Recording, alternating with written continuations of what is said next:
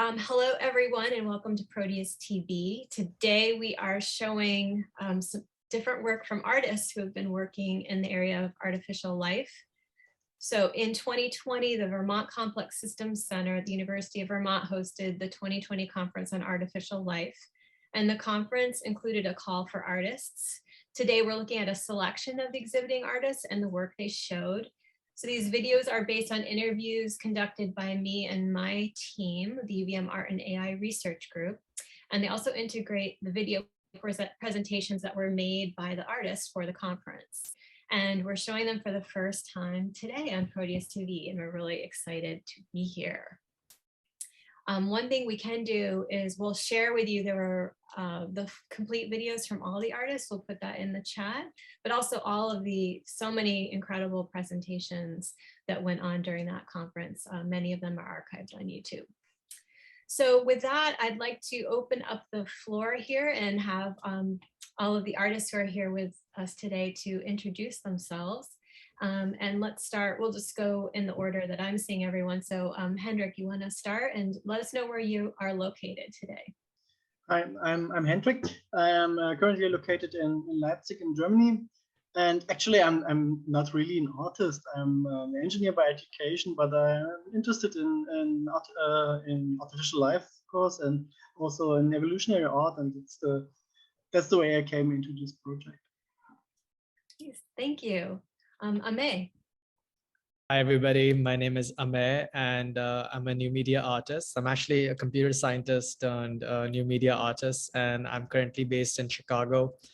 I've been working with AI, artificial life, and computing for almost 3 to 4 years now. And one of the works that I showed in the conference was called Figments of Desire, which we'll be seeing today. But lately, I've been working on this new thing called communal computing, and looking forward to explore that in the future. Great, thank you. Kevin. I'm Kevin Mack. I'm in Los Angeles.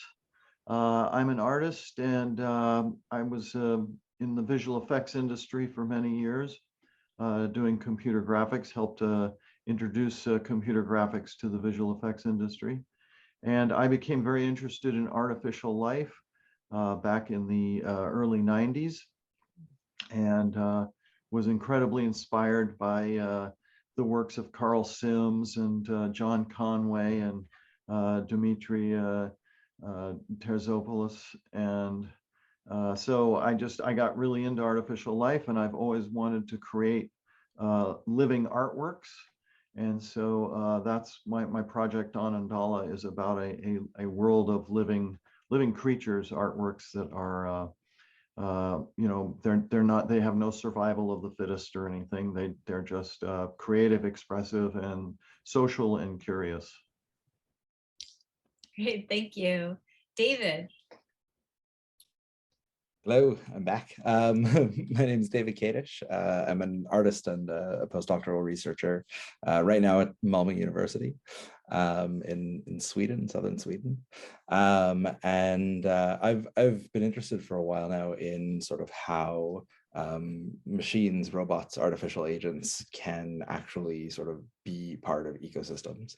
And so my work tends to revolve around creating these agents and robots that are able to integrate into ecosystems to try to become part of them.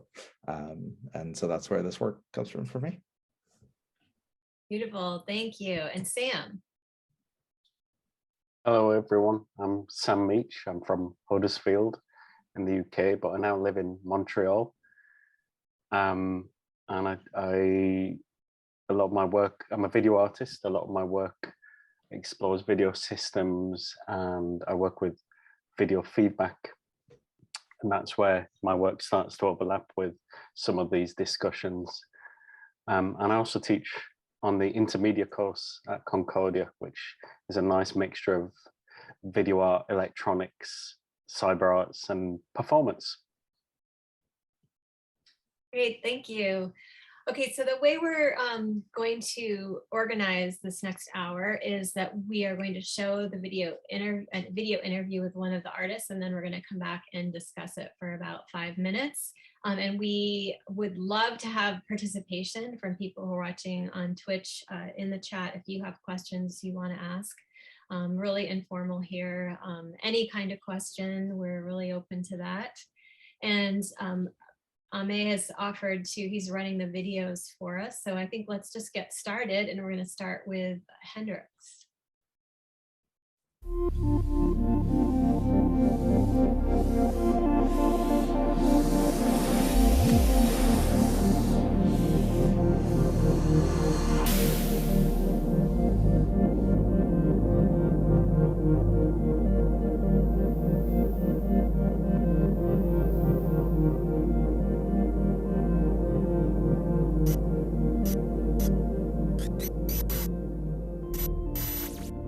I observed in a holiday some amazing animal behavior, and this animal behavior was the behavior of small crabs that are living on tropical beaches in Southeast Asia. And those crabs, part of the lifestyle of those crabs is that they are built patterns in the sand. And these patterns have a kind of radial orientation because these little crabs are living in a burrow in the sand, and they are going out from this burrow for collecting food. And in this food collecting process, they are building patterns in the sand, which are made from small sand balls. And they look very, very intriguing. They look like natural art, and this is something I noticed and I found so interesting that I wanted to recreate it in a computer as part of a kind of like generative art, so that an animal behavior can be taken as a kind of template for creating something nice. And that's what I have done. I've been programming that in the programming package or programming language I usually use in engineering. Or maybe I should tell it before, but I'm neither a biologist nor an artist. I'm an engineer by education, and therefore my approach was a kind of engineering approach to that. I see something, I see a kind of problem, and then I think about how to describe it mathematically, and if I can describe it mathematically, I can program a computer for recreating that. So this is, I think, a very engineering approach to such kind of problems. The main difference was that this engineering approach to this problem was not to solve an engineering problem, but to create artworks, and this is something which I find interesting. I'm totally convinced that really everybody can express him or herself in an artistic way. This is something I'm deeply convinced of, but there is a difference between a professional artist and somebody who's doing that as a kind of hobby, in the same way as we can all sing, but quite clearly professional singers are singing differently from people who are singing at the karaoke.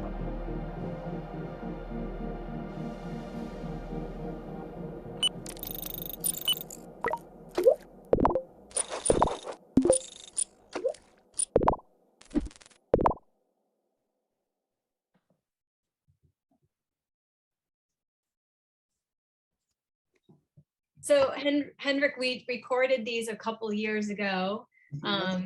Any new sort of reflections on the work now, and what are you working on now? Yeah, as I said, I'm an engineer at the moment. I'm rather more into engineering problem in my research. So this kind of artistic work is still in the back of my mind, but actually at the moment I'm not really working on artistic projects. But I'm still very interested in this color symmetry thing, that you can take colors and view these colors as a kind of mathematical objects which have symmetry by themselves.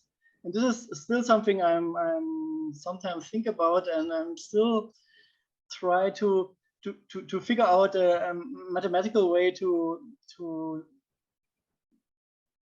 take this color symmetry and to make this color symmetry, or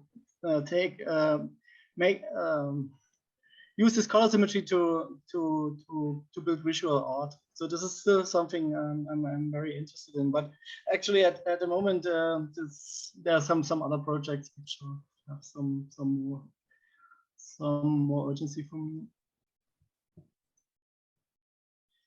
There's a question in chat that if it is somehow related to Turing patterns. Superficially, probably yes, but I think the mathematical way of describing Turing pattern is very different from the mathematical descriptions I was using here for creating this sand bubbler art. Henrik, have you shown the work anywhere else? No, the last time was in the Artificial Alife Conference, and last year I've written a paper about color symmetry, which is mainly taking the works I've done for this Artificial Life Conference. And here I have tried to apply this framework of color symmetry to existing paintings. So I've kind of plundered the classics, for instance, paintings by Vermeer. And if you say color symmetry, then color symmetry means that two symmetrical objects just change or do not change color.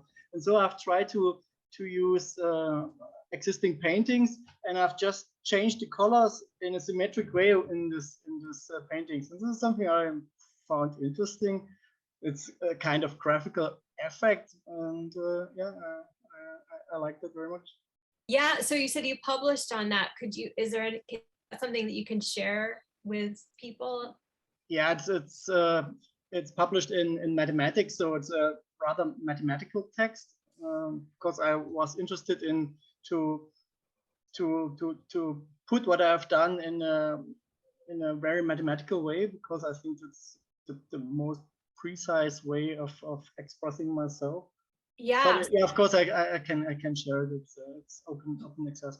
Yeah, if we could put that into the Twitch chat, that would be fantastic. Yeah. There's a question in the chat here. Which tools I have been programming that in MATLAB. That's the standard way, or that's the package which is very much used in engineering and also in natural science, and so I'm very familiar with programming in MATLAB, and I've used this tool for doing it. Beautiful. Any questions from other artists here? I was just wondering about the patterns that the crabs make. Can you talk just a little bit again about what is the mechanism that generates that? I mean, it's an emergent thing, I imagine, but what are they? Why does that happen? Okay, if you are you all seeing this screen here, where there are these different photographs of this pattern. Some of them I've taken by myself, but others are freely usable. And for instance, you see in the middle, in the pic of on the right hand side in the middle, you see in the middle a kind of black hole. And this black hole is the burrow where this little crab is living in. And they are living in on sandy beaches which have high and low tide. So if there's high tide, they are going into this burrow and they are sealing it. And if there's the water over them, they are in this burrow. And if there's low tide, then the water is gone, and they are coming out of the burrow, and they are collecting food. And this food collecting is what is left over from the high tide. And so they are going out from the burrow in a radial way, and they are searching the sand for small food pattern, for small food for food. And if they are going out in a radial way from the burrow, they are collecting the food from the sand, and in this food collecting process, they are eating what is on the sand, and what they have eaten away, they are building a kind of ball from the sand, and they are throwing it behind them. So in a way, they know where they have already searched for the food. And because they have a lot of feeding animals, they are going out from the burrow in the radial way, because it's the shortest way for going back into the burrow. Because if there are some birds are coming, they are very quickly to go back into the burrow. And therefore, this pattern you see in the sand is kind of, for them, kind of sign where they have already searched the sand for food. Very good. Thank you. So that's very intriguing. That yeah, I'm always amazed about what animals can do, and even animals that are so small, and also yeah, there's a kind of instinct to them to do exactly that. And if you are on a beach in, for instance, in Langkawi in Malaysia, where I've observed it, but you can find it all over the Indian Ocean. If you go to certain beaches in the sand, then you see this pattern in the sand.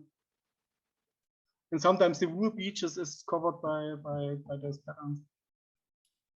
So, and it's just, I mean, your artwork gives us all a chance to reflect on this phenomenon, which is wonderful. And so we're out of time for this discussion, but Hendrik, how could people get in touch with you if they had more questions? What should we do? You just drop me an email. That's the most easiest way. Okay. All right. So we'll figure out a way to. I'll be actually sharing a lot of this information on my website, and the videos will be hosted there as well. So we'll follow up with that. Okay. Thank you. So next up we have Ame's work.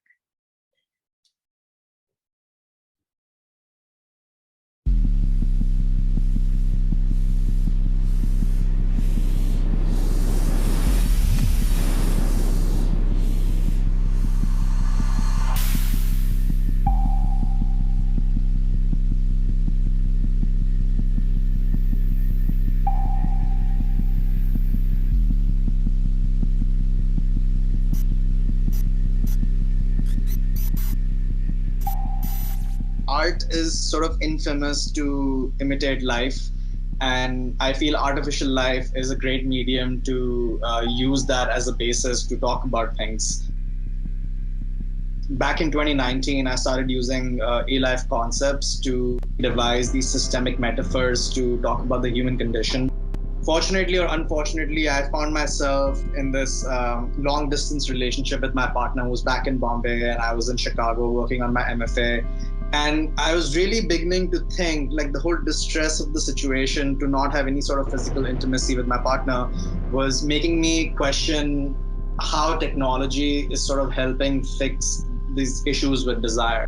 These feelings that I was having being stuck in a relationship with my partner through WhatsApp and through FaceTime and Skype led me to sort of speak about this through these synthetic agents and create a system where these synthetic agents were sort of imitating the pushes and the pulls that me and my partner were facing while we were trying to maintain this relationship.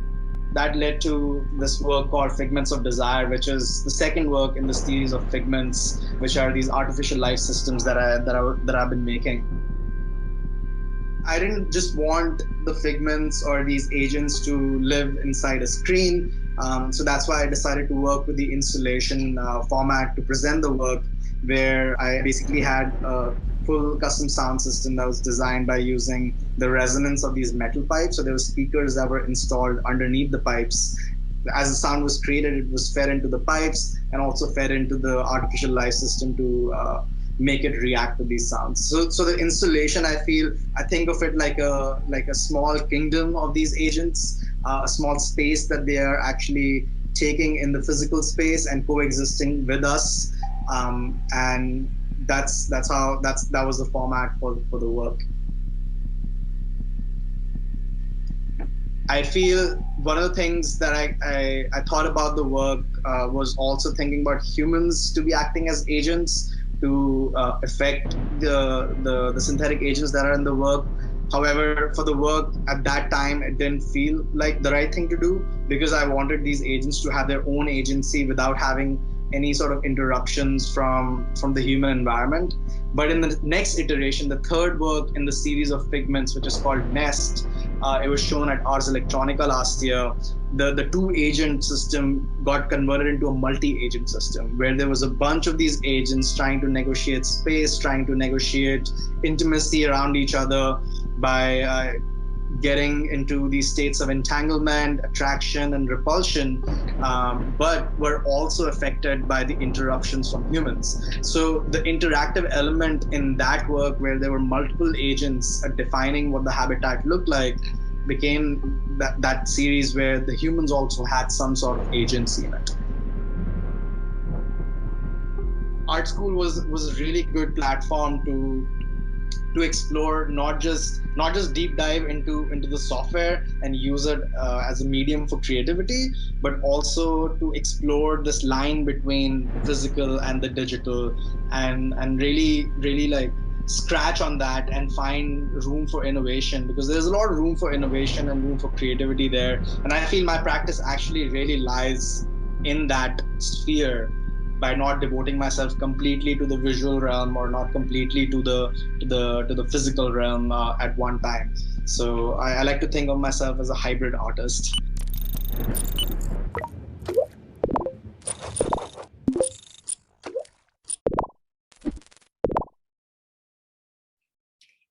May, even when we were doing our interview in 2020, it's like I felt like the themes you were thinking about have become even more profound in our lives, right? Because you were working on this before the pandemic, isn't that right? Yeah, absolutely. I think this piece actually came into fruition in 2019, and we were having a conversation about it in 2020, and it was the second piece in the Figment series. And yeah, it was so good to see this video after a while and listen to it. I was taking notes about things that I said there and myself, you know. It was quite fantastic to revisit it in that sense. Yeah, so what are you working on now?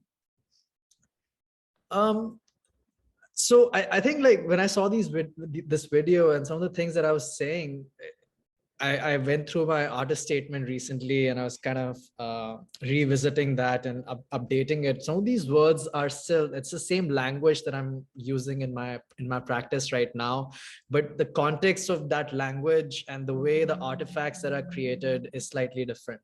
For example, from 2018 to 2019, I made these 3 Figment works, which were actually very critical because that was like my subject matter during my time at the Art Institute of Chicago. And these figments would repeatedly show up. So I was basically exploring this artificial entity called Figment, and using Alife, I kept reusing them to express different things. For example, physical intimacy, empathy, or the effects of social media, or this living in like a society of entanglement, and where all these ideas are exchanged. So these things that I was feeling inside, Alife became like a medium to express it. And I think after that, what happened was in 2020, after the pandemic hit, I kind of introduced net art into my practice, and I started building more work on the internet. But I was still exploring the same themes of community. I think one of the things, like I mentioned in the beginning, I've been exploring is called communal computing, which is basically using the internet to create a community that persists and that sustains over a longer period of time, rather than just between the duration of the work that is presented and the audience that is actually experiencing the work. So one of the works that I kind of started with, if I can share, since my screen is already shared, is this work called Mom, I'm Safe. And I made this right as soon as the pandemic hit. It was a net art project. My parents were in India, and I basically put a webcam in my home studio because I was forced to work from there. I could not come to my own studio. And then they could send me messages that were printed live in my home using a thermal printer. So these are all the messages that I received. And over the period of like 6 months, I think after that I archived the work, I received almost like 600 to 700 messages, and people still keep sending messages.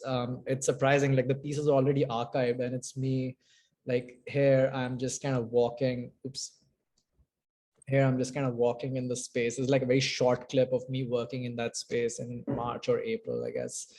And this became quite interesting because now this had like this idea of sustained interaction, and I started collecting this archive of all these messages that were sent to me, and which became almost like a memory of kind of going back. Some people were trying to hack it and write all these weird things, which is quite fascinating. So I feel like the whole idea of exploring intimacy, empathy, community was still something that I was going for, just using new tools and new ideologies or new kind of mechanisms. And last year I kind of revisited Alife, and I wanted to, because I was missing it so much. So I ended up making this project, which was really fun, with some people from Singapore. It's called Lost Passage, and it's basically like Alife system that kind of recreates the passenger pigeons, which is an extinct species that got extinct somewhere in like the early 20th century. So I wanted to like bring them back into like a digital space, and internet again became like a space to create a community around it where people can go and like see them house in like this in this box, I guess. And these tools, again, like animation, 3D work, and some of these things that I was exploring in the Figment series, especially in terms of computation, came back and obviously presented itself in this form. And I think the most recent work that I've made is actually called Supersynthesis, which is again like revisiting the whole idea of community building, but this time around it's actually in a different format. Because since now we are coming out of the pandemic and things are opening up again, like this allowed me to actually have a physical space to actually show my work. And so this was like a light and sound installation where we could gather a bunch of people and like perform and play this instrument. And this interface that was created allowed people to actually modify the instrument and perform it in a more communal way. And I think after this, I kind of realized that, okay, this is a discourse that I'm interested in. I'm interested in creating communities. I'm interested in asking like, and almost reinventing the meaning of the word we by creating these cohesive systems, which are like kind of bonded together upon the fabric of the internet. And I think that's where I'm at in my practice right now. Oh, that's really fantastic. Can you, are these links that you can share with everyone now? Yes, I will share it. Okay, yeah, and we'll collect them on the website for sure. And unfortunately, we do need to move on, but I did want to just check if there was any, at least a question from the chat that we could answer. Anything that came up.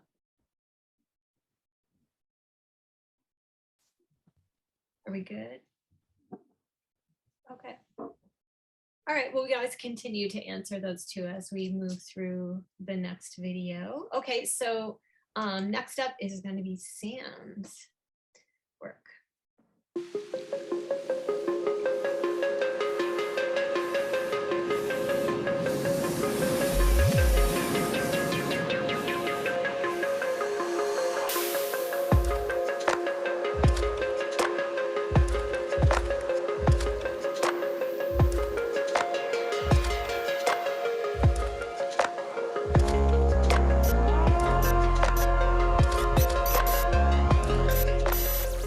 So video feedback is a very old mechanism, very old technique from the early days of video art, but it's very good at creating very organic, generative patterns, and it's fun to play with. And this piece in particular, Video Culture, combines that with some real-time digital video processing using a software called Isdora to create these very, I tend to see them as very like micro organic forms, and it's in particular it's to do with actually how color itself is an interface. It's using how the camera and the software perceives color and feeding that back into the system to create a particular kind of behavior between the colored elements. I think a lot of the things I've done in the past have been working in live performance environments, like in theatre and with musicians, and I really like that because things can go wrong, but also you can try new things in the moment and you can react. And this piece in particular, once I got it working, I was like, well, what do I do with it now? And my first sort of public presentation of it was actually to then work with a couple of composers to design a sound element and to perform it. It's just a bit more fun to try and present things live and to see what happens. And I think certainly audiences appreciate when things are sort of balanced on a knife edge between not quite working and working, and the things that can be discovered through performance. So I recently finished my thesis where I sort of presented several different works which look at feedback systems being used by artists today, and trying to think about, well, why would an artist work with a camera and a screen when they have all these digital tools? I've been making these things very much in studio spaces and occasionally galleries, which are very, let's say that things can go wrong, but to a large extent they're spaces that you have control over. And so my next step has been to think about new spaces to put the work more into the public realm. There's an intimacy and an immediacy about this. I would like to try developing more feedback systems that work with multiple screens and cameras through streaming. So actually, it would become much more of a collaborative artwork or performance, because we'd all be having these kind of problems and be able to interact with it together.